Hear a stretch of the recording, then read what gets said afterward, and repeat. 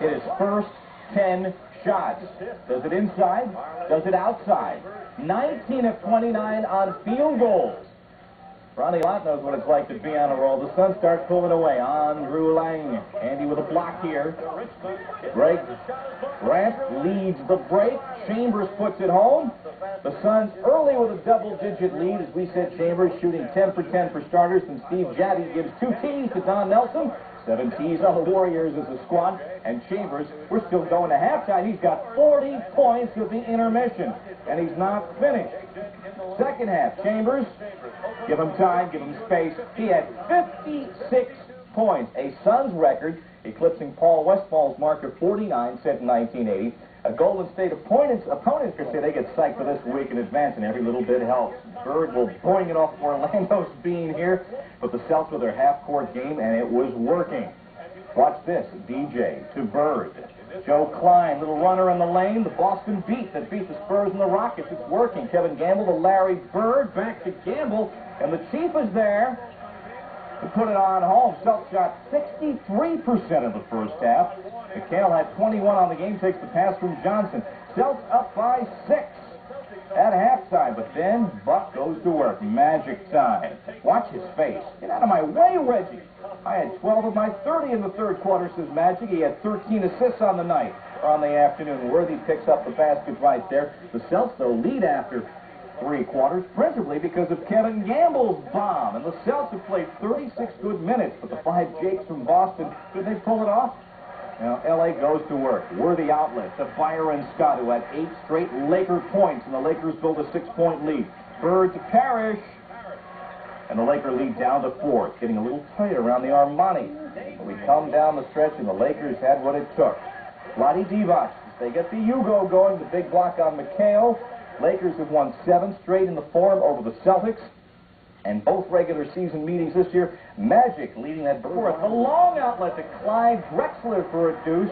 But at the end of the first half, watch Mike Jaminski go the other way, and Charles Barkley missing the layup. Blazers by a point at the halftime. And Charles, the MVP candidate, tailing off into the third now. Come back. Clyde Drexler, injury, his ankle on this play. The leading scorer this year for Portland. He left with 14 points. Into the fourth quarter, Terry Porter for 3, and the Blazers up by 5, and Jimmy Lyman's team coming on back. Portland's up by a point. That's the time of the game, and that's Hersey Hawkins. Ever so cool! 5.5 seconds to go now. Danny Young to Terry Porter with a chance to win it. There's Porter. A bit of a force and not even close. The Sixers start their road trip with a major victory. They have won 7 of their last 9 on the road. And a big win in a place where it's tough to win in Portland, 110 to 1. Next on the break, McMillan, Dana Barrows, the first-round pick out of BC, hits the jumper. Time running out, first half. Barrows drives, it won't go. Michael Cade there, beats the clock. Sonics led at the half, 47-39. Hornets try to come back. Nice passing. Rex Chapman with the pass. Del Curry, but it won't go. Sonics pull away. Cage. It's not pretty, but it goes in.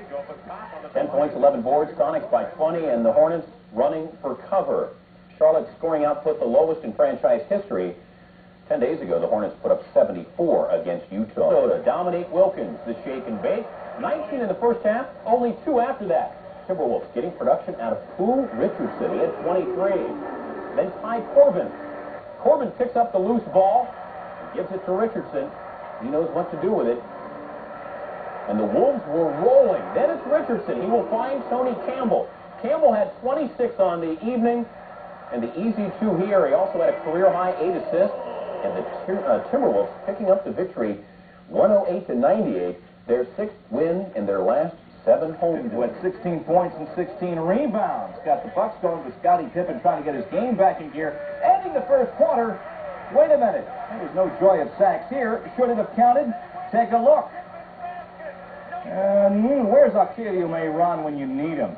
Bulls up by 5. Michael's team about to go on an 18-point run, and Michael gets it going. Watch him for the long fadeaway. Backing and shooting. Oh, the shot clock buzzes, and Horace Grant parks the Cadillac on the baseline. He had 18 points, did Horace.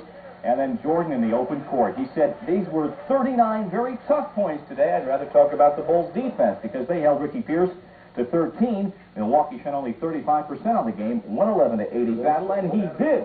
He and Chuck Person. King had 15 first-quarter points on Person, a little bit of contact there. Dick's team is up at halftime by a point. The temperatures are rising into the third quarter. Bernard King and Chuck Person get physical again. And the refs called the Sharks and the Jets together and said, cut it out. There's going to be a lot of problems. Nice try, refs. Bernard and Chuck starts chucking haymakers. They actually landed on a youngster there who was okay.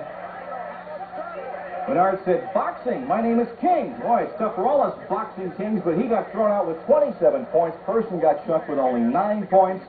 Bullets go on an 18-5 run. The principal culprit there was Joe Eccles, who had 13 points late in the game. Washington wins it, and then Dick Versace wants a piece of Wes Unseld after the game, which makes you wonder if Dick Versace ever saw Wes Unseld play center at 6'7" and clear out a lot of traffic. The final was 116-90.